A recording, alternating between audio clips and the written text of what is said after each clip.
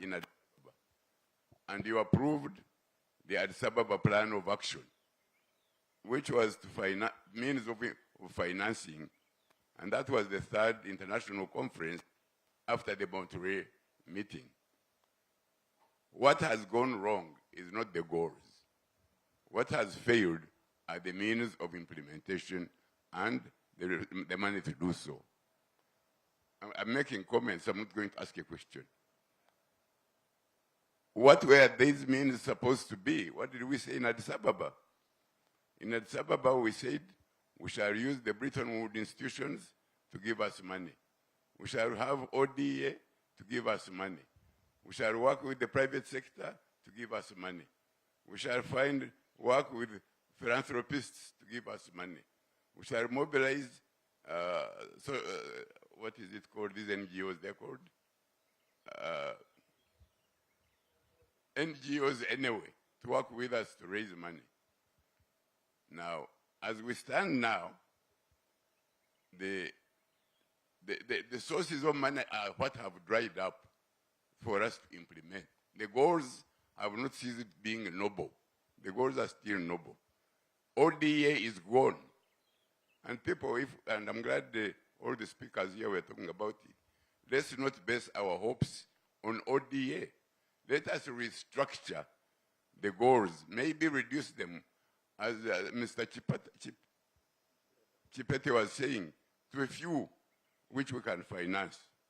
And therefore, the only thing that remains in our hands is domestic revenues, which we can rely on, and probably the private sector.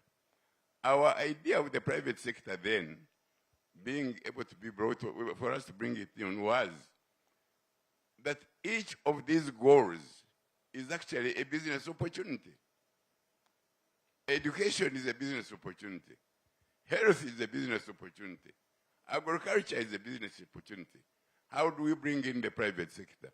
We said what we need to do to bring in the private sector is to de-risk investment in those areas by government policy to de-risk investment there. That's something we need to focus on.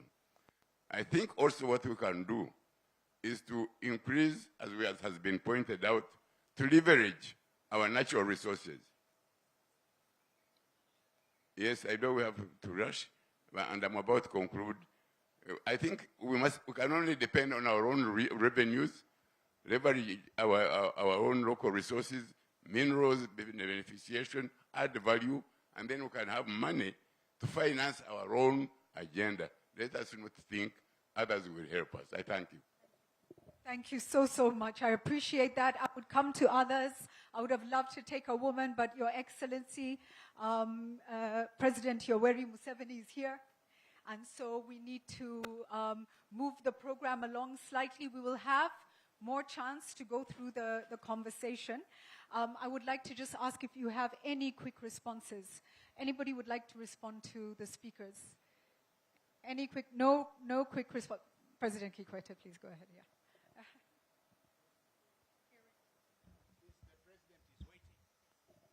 Since the president is waiting, it would be inhospitable on our part to keep him waiting for us.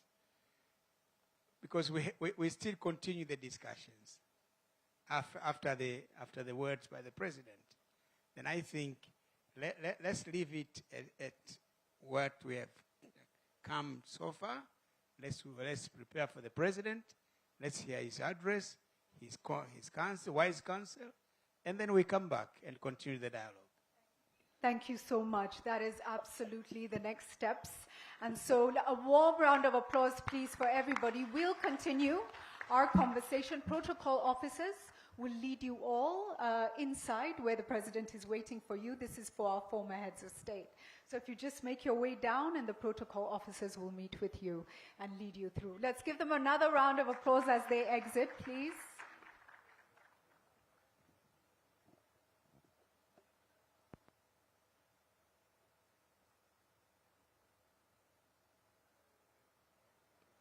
Mr. Chipeta, I would ask you to maintain your seat on the panel. We'll talk a little bit more. As they leave, we can continue our conversation, if you don't mind. And Thank you. As the Excellencies leave, can I see the other hands that went up, please? Yes, can I see a lady first? I'll come to this gentleman here in a moment, but I see a young lady there. Excellent. Thank you.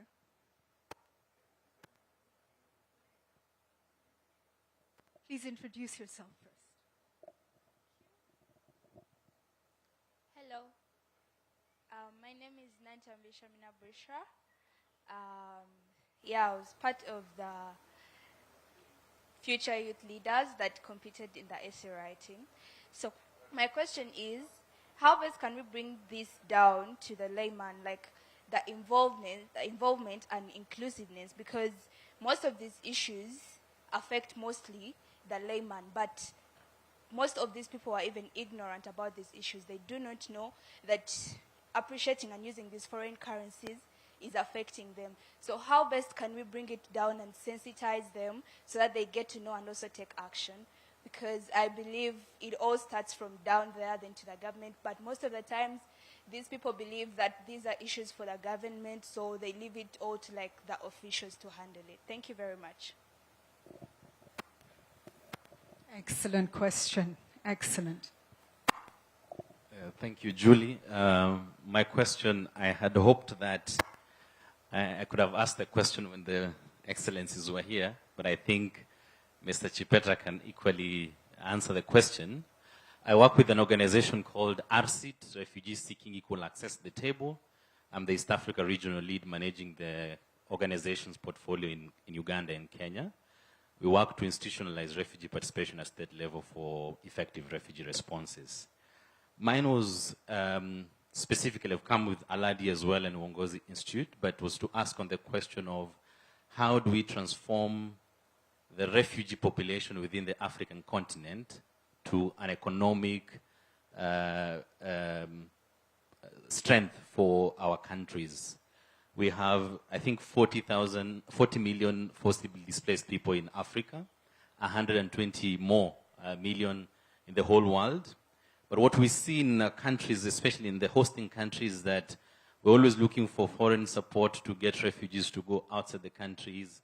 And we know that refugees have skills, have all these valuable experiences they can contribute. But we find ourselves trapped in a situation where refugees for 30 years and many years are trapped in camps and all this potential is not used. What do we need to do to rethink how refugees are included nationally for an economic standpoint, but also socially, because the economic viability of this group is enormous. In Kenya, we have a plan that has started called Shirika Plan, but I think it's a question of Africa itself. How does Africa transform itself to be leading refugee responses vis-a-vis depending on others to actually create solutions for fellow Africans? Thank you. Thank you so much for that. Yes. Good morning. So my name is Takuzona Shavurire. I'm a young Zimbabwean who came here with Uongozi, and I've had a deep interest in business and government since I was a child. So I'm studying towards mineral economics currently. And a question that I had is, we see a pattern in very powerful countries, which you're stating have those 30-30 stakes. You look at China and how they've managed to create a strong nationalism in their youth. And I've met many Chinese youth, and they have a Chinese youth, my own age, marketed a car called the Red Flag to me, but in plain sight. And the same thing that's happening in America, a move of nationalism. Young people are speaking about MAGA, Make America Great Again. You look at British youth engaging in debates on national policy. So the leaders and the excellencies were stating how we can use and tap into education to develop our people. So is there a way we can systematically use education of young people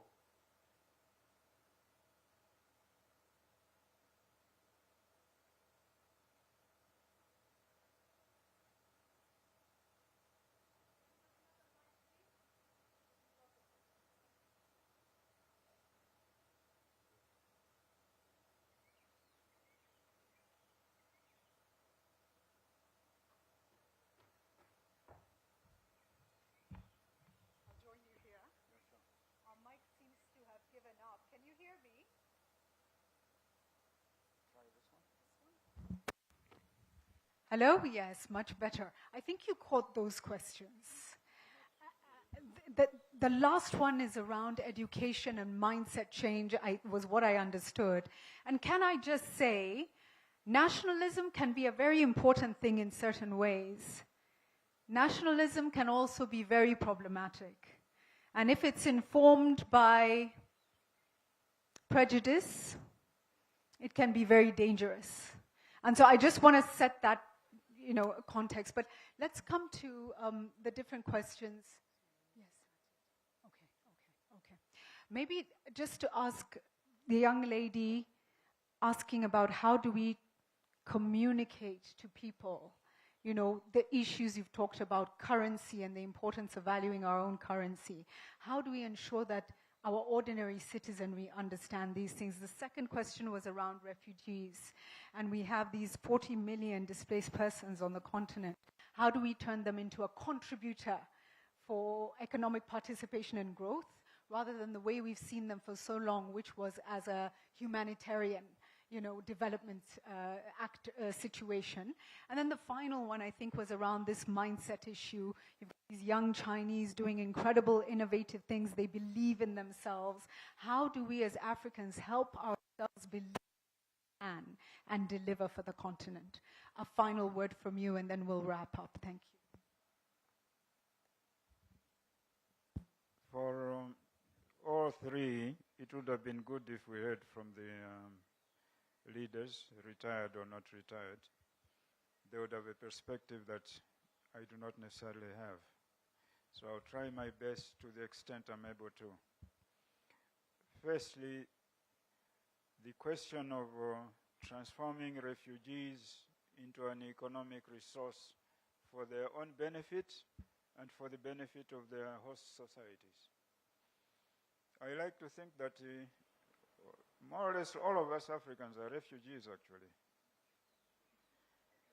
When I was based in Uganda, as I was about to leave, I took a trip to, I think they call it Ajumani, right up in the northwest corner near South Sudan, with my team. We were talking with the local people, and I realized that there was no translation, but I was able to understand what they were saying. So clearly, either they came from Malawi or I came from there. In the not too distant past, you're talking about the Boers coming to South Africa. The Zulus themselves had just moved in maybe a few years before. In the country where I am, my father is a Sukuma from Tanzania, married to a Malawian from the lakeside. Later on, married my mother, whose people came from Swaziland. So for me, to say that these are refugees and should not have rights is a difficulty. I think we need a mindset change on the politicians who like to preach hate or distrust for refugees. Some of the most entrepreneurial people in Malawi now are Burundis and the Rwandans.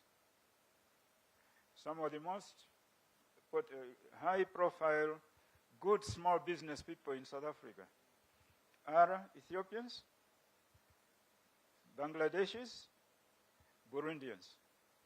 So they are a resource if they are given a chance.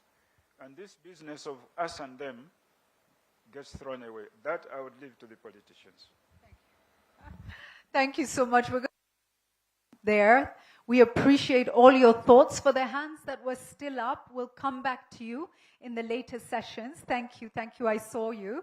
To the leaders here in the front row, may I please ask you just be on standby. There's a protocol team who's going to come and take you and lead you inside as well. So just be on standby. For the protocol team, please, who's guiding the leaders through, please do come forward now and guide them through. And for the rest of us, we can, I think, stretch our legs for a few minutes as we get ready for the arrival of His Excellency and for the delivery of his marks in just a short while. Thank you all so much. Thank you. And thank you, sir, for a wonderful session. Thank you.